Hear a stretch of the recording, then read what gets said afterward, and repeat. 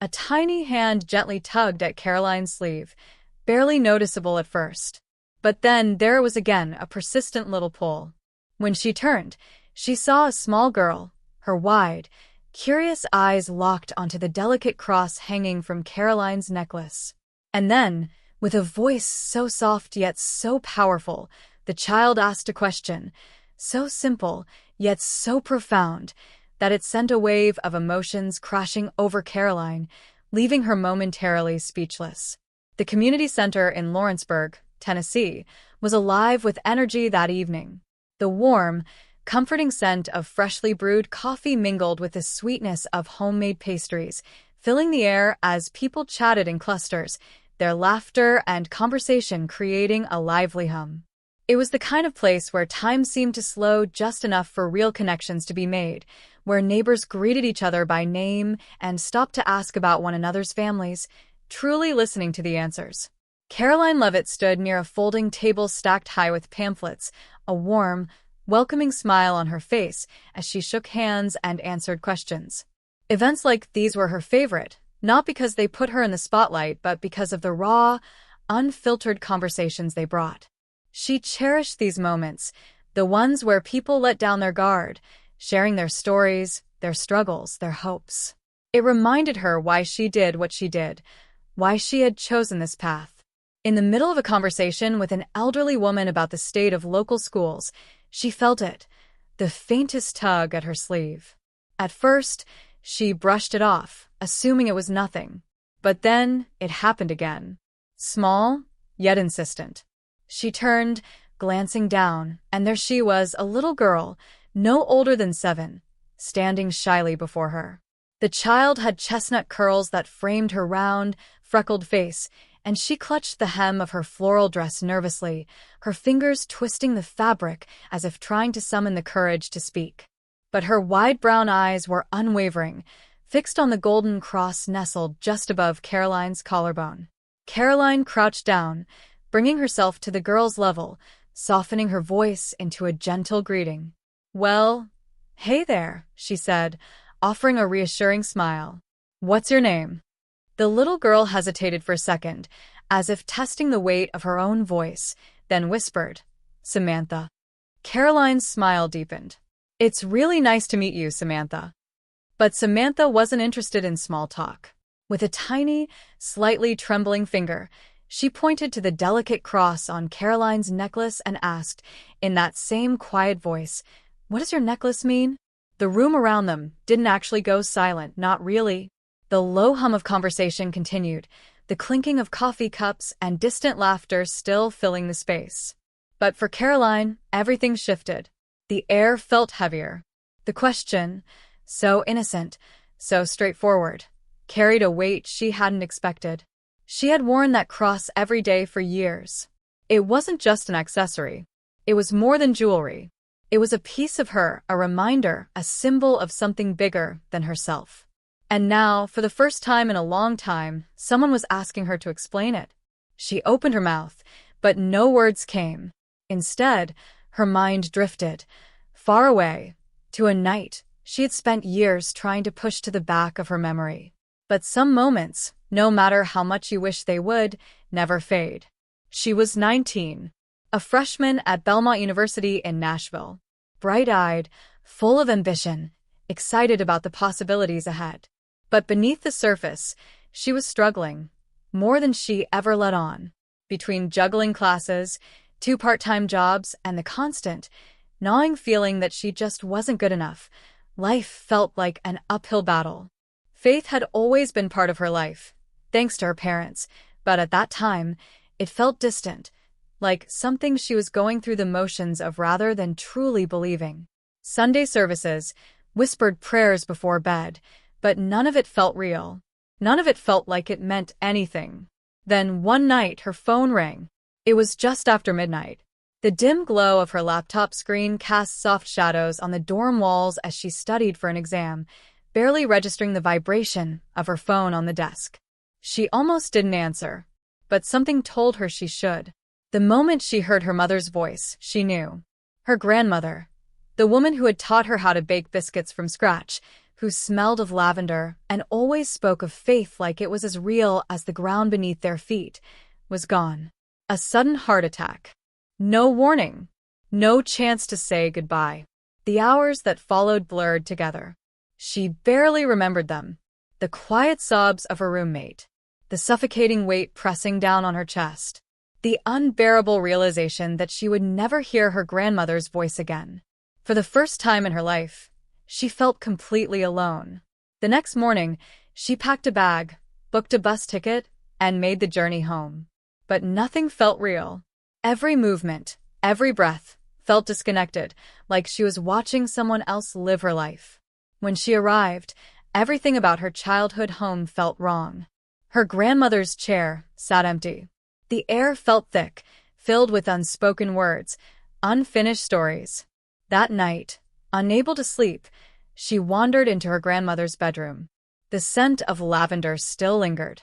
And then, on the nightstand, something caught her eye, a delicate gold chain, the small cross pendant resting atop the worn pages of a Bible. She picked it up. It was cold in her hand, lighter than she expected, yet impossibly heavy all at once. It was just a necklace, wasn't it? Just a simple piece of jewelry? But in that moment, it felt like something more. Something bigger. Something she wasn't ready to understand yet. Grief can make you feel a lot of things: anger, confusion, emptiness. She felt all of it.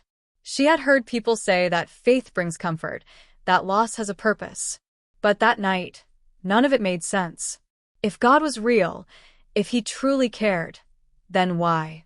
Why take someone so full of love, so steady in her faith, and leave Karoline behind, drowning in questions with no answers? She slipped the chain over her head anyway, let the pendant rest against her chest. It felt unfamiliar at first. Cold, heavy, and then the weight of it became unbearable. Tears spilled over before she could stop them. Not quiet, composed tears, but deep, body-shaking sobs that racked through her like a storm she couldn't control. She curled up on the bed, pressing her face into her grandmother's quilt, lavender still clinging to the fabric. She didn't know how long she lay there, just that at some point, between ragged breaths, she whispered, maybe to herself, maybe to God, if he was even listening. If you're real, if you're out there, I need to know. I need to feel something. Because right now, I feel nothing. The silence that followed was deafening. No sudden voice from the heavens. No miraculous warmth washing over her. Just the creaks of the old house, the hum of crickets outside. And yet somehow, she held on to that cross. Even when everything else felt uncertain, even when she didn't have answers, she held on. And she never let go. She had told herself to move on, to take a deep breath, wipe her tears, and keep going. But she didn't. She couldn't. Instead, she just stayed. She waited, unsure of what exactly she was waiting for. And then, something happened. It wasn't a voice from above. It wasn't some grand vision, like the ones people describe in stories. No thunder rolled. No light split the darkness. What she felt was quieter, so subtle it could have been missed if she hadn't been paying attention. A shift. Barely noticeable, but undeniable. Her heart, which had felt like it was tearing itself apart just moments ago, slowed. The unbearable tightness in her chest didn't completely disappear, but it eased, just enough for her to breathe without feeling like she was suffocating. Her breaths, ragged and uneven just moments before, began to steady. And deep inside, somewhere so deep that only she could feel it, a whisper of warmth settled into the coldest parts of her. It wasn't an answer. It wasn't a solution. But it was something. For the first time since she had picked up the phone that night, since the moment her world had shifted, she wasn't drowning anymore. Her fingers tightened around the tiny golden cross, the metal cool against her skin, her tear-blurred vision making it shimmer in the dim light. It had been her grandmother's, a piece of her life, a part of her every single day. But somehow, in that moment, it felt like it had found Karoline instead. She didn't know what would come next. She didn't know if her faith would ever feel the way it had when she was a child, unquestioning, simple, easy. But she did know one thing. She wasn't alone. And that was enough to keep going. But faith isn't a single moment. It's not a one-time decision or a perfect, unwavering certainty. It's a journey, one that twists, turns, and sometimes leads through places darker than you ever expected. And sometimes, the hardest part of that journey is simply taking the next step. The days that followed her grandmother's passing felt like wading through water, slow, heavy, uncertain. Karoline went through the motions.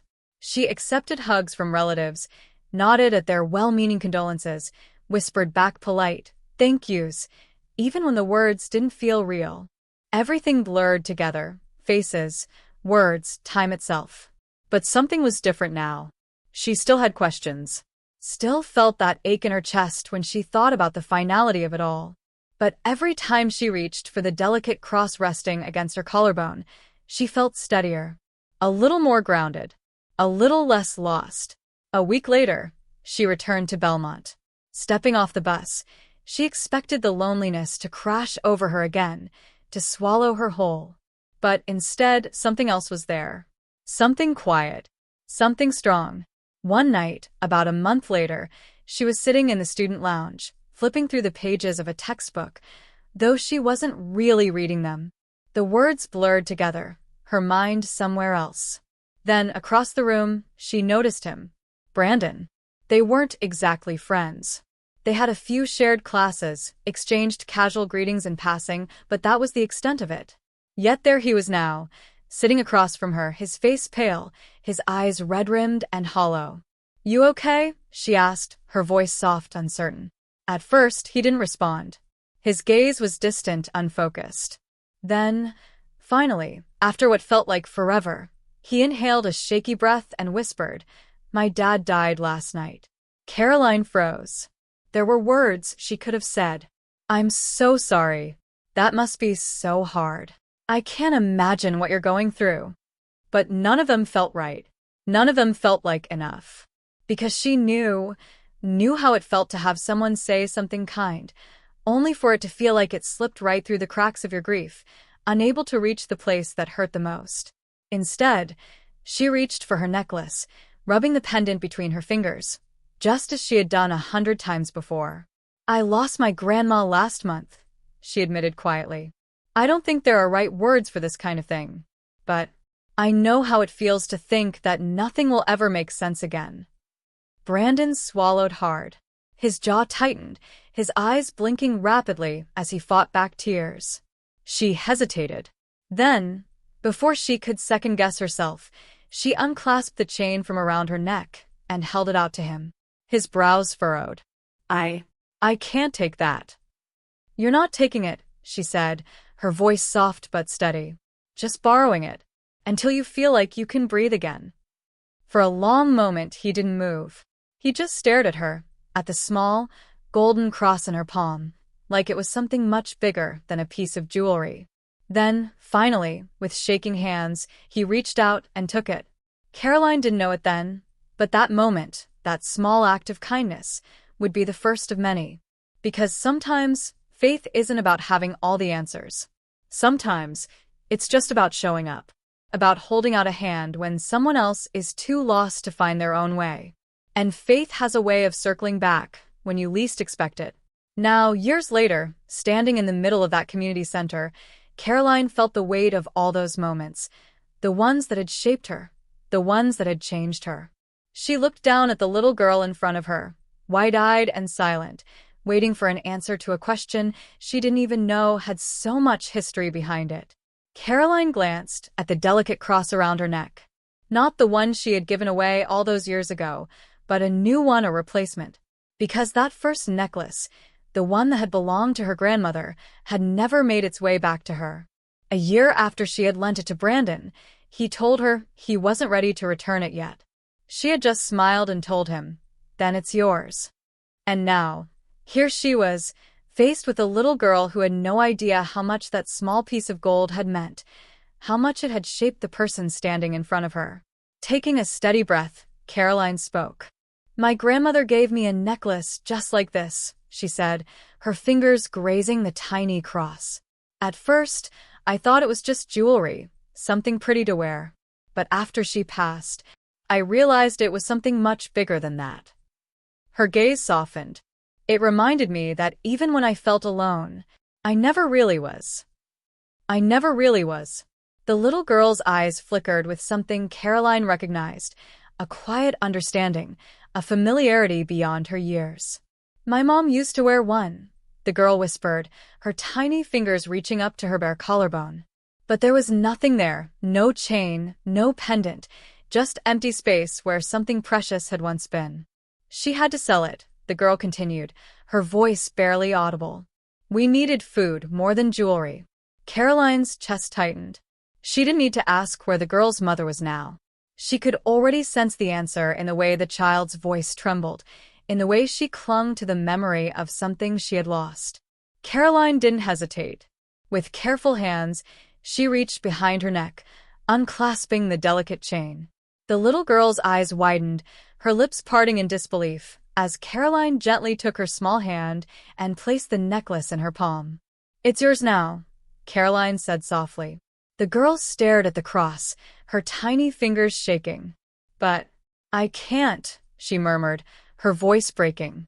Yes, you can, Karoline interrupted, offering a gentle smile.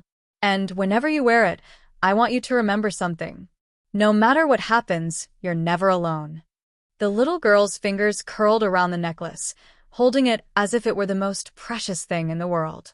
Tears welled in her wide eyes, her lower lip trembling before she let out a quiet, shuddering sob. And then, before Karoline could react, the girl launched herself forward, wrapping her small arms tightly around her neck. Karoline held her close, feeling the girl's fragile frame shake against her. Somewhere in the background, the murmurs of the crowd had faded to silence. The weight of the moment settled over the room, thick with something unspoken, something sacred.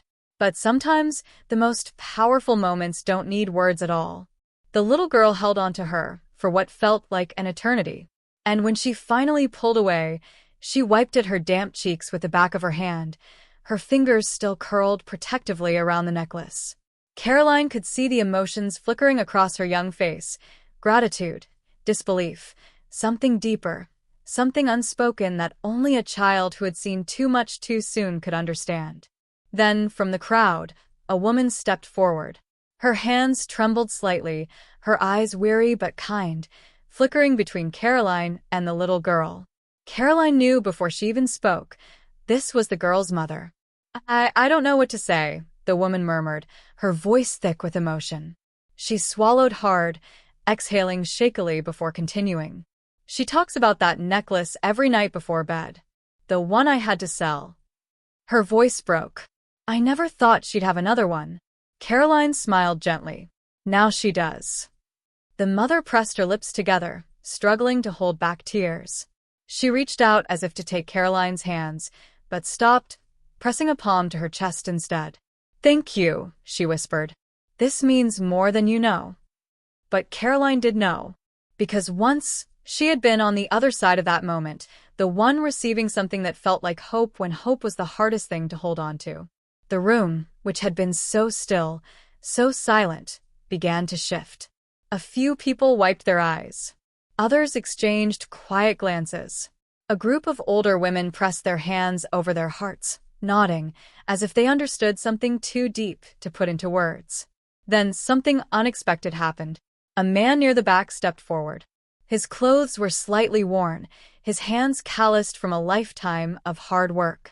He reached into his pocket, pulled out a small wad of cash, and placed it gently in the mother's hand. For groceries, he said simply. The mother gasped, shaking her head.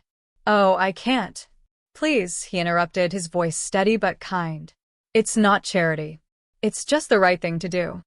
And just like that, the floodgates opened. Someone else stepped forward, offering a gift card to a local grocery store. A woman removed a simple bracelet from her wrist, kneeling to place it around the little girl's. Something pretty to go with your necklace, she whispered. One by one, kindness rippled through the room. Small, quiet gestures that, on their own, might not have seemed like much. But together, they became something powerful. Karoline took a step back, watching as strangers became something more than just faces in a crowd. This wasn't about her anymore. It never had been. It was about something bigger, something that had started with a simple question from a little girl. Because sometimes, faith isn't just about belief. Sometimes, it's about action. And the most powerful moments? They don't just happen. They leave something behind, something that lingers long after the moment itself is gone. As the crowd slowly dispersed, Karoline remained still, watching the little girl clutch the necklace tightly to her chest. Her mother held her hand, her lips moving as she whispered something only they could hear. It was a simple exchange, barely noticeable amidst the quiet murmur of the room. But Karoline knew this moment would stay with them forever. And if she was honest, it would stay with her too. She had walked into the community center expecting nothing more than a handshake, a few conversations, maybe some polite applause. Instead, she had been reminded of something she had learned years ago. The smallest moments often hold the most weight. That little girl didn't know it, but she had given Karoline something just as meaningful in return. She had reminded her why faith mattered, why kindness, the kind that asked for nothing in return, was worth everything. She had once thought faith was about having all the answers. That night, in her grandmother's bedroom, she had begged for just one clear, undeniable sign. But as she got older, she realized something. Faith isn't about knowing. It's about trusting.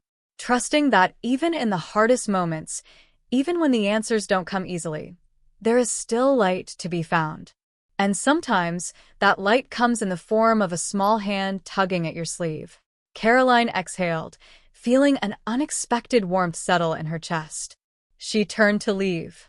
But before she could take a step, she felt another gentle tug on her sleeve. She turned. The little girl was looking up at her, her fingers still curled around the cross. "Miss Karoline?" she asked softly. Karoline crouched down once more, meeting her gaze.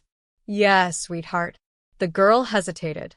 Then, in a voice barely above a whisper, she said, "I think my mom's right. You gave me more than a necklace." Karoline smiled. "And you gave me more than a question." The little girl beamed.